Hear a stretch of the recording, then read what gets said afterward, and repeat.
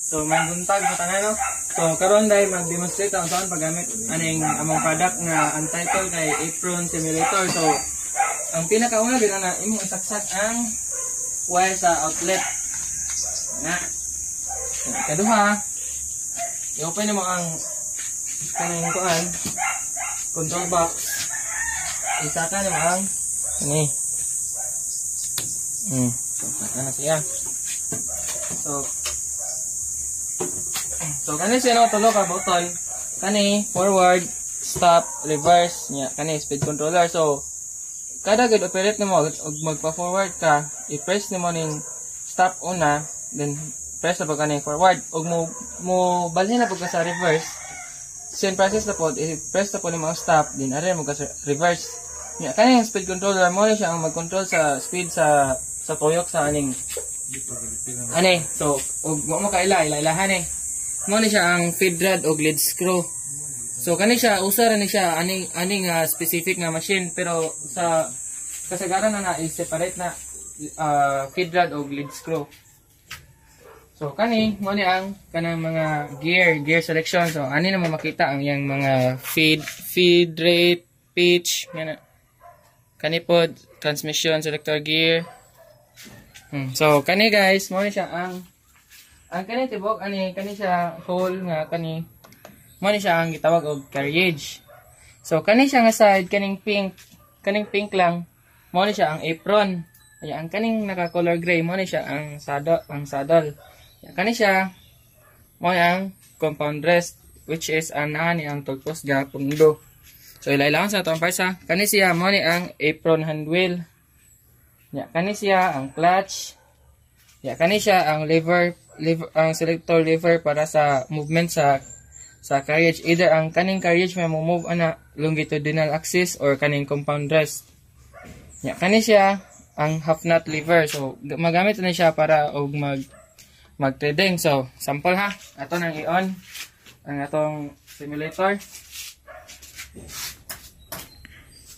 So atong testingan una ang sa pang-thread. So ato na siyang i-engage og una. Pagawag sa ko videographer. So i-engage na mo, tanawa na ha. Mo na yung trabaho. Engage na siya. Iyon na ito na eh.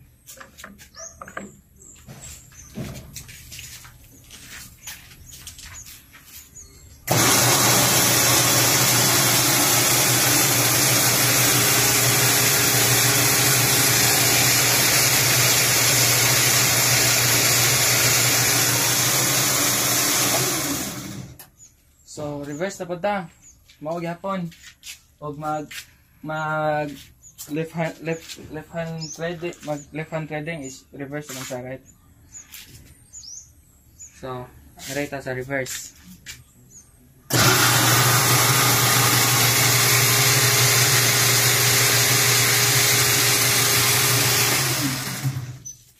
So no, na kuan siya na open.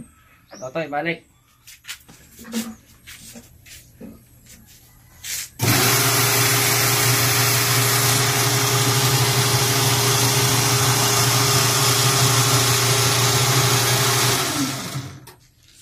So magpadagan na sa aning sa carriage.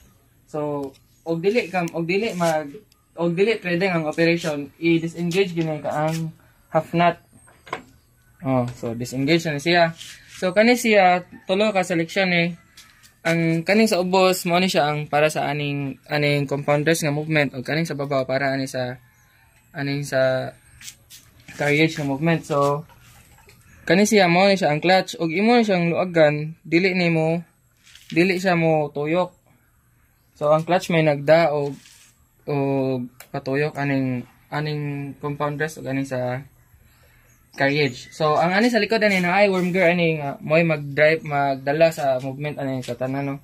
So mo ni siya atong butang sa kinaubsan. So atong palihakon ang compound rest. So og naka-engage siya, di naman ni siya malihok. Dili na mo malihok og taas. So atong i-forward ha.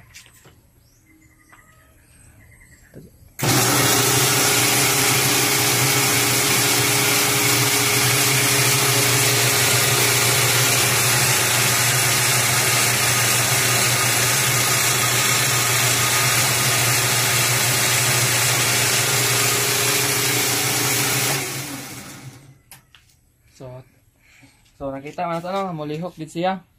So ato ibalhin sa aning babaw.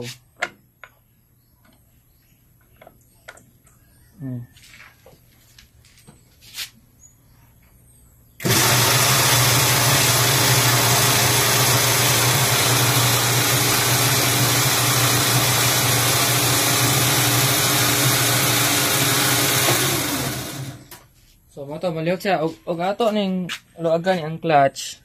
Example ha. Ato ning luagan siya. Atong i-on.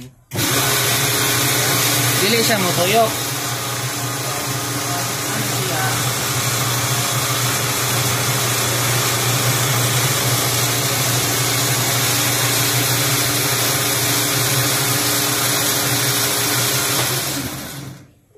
So, maro to siya tanan. So, unta makasabot mo og nakasabot mo og naman galing mo igalisdan. Refer lang sa ani if ever nga nay problema ang lit machine mo kay same principle naman tanan.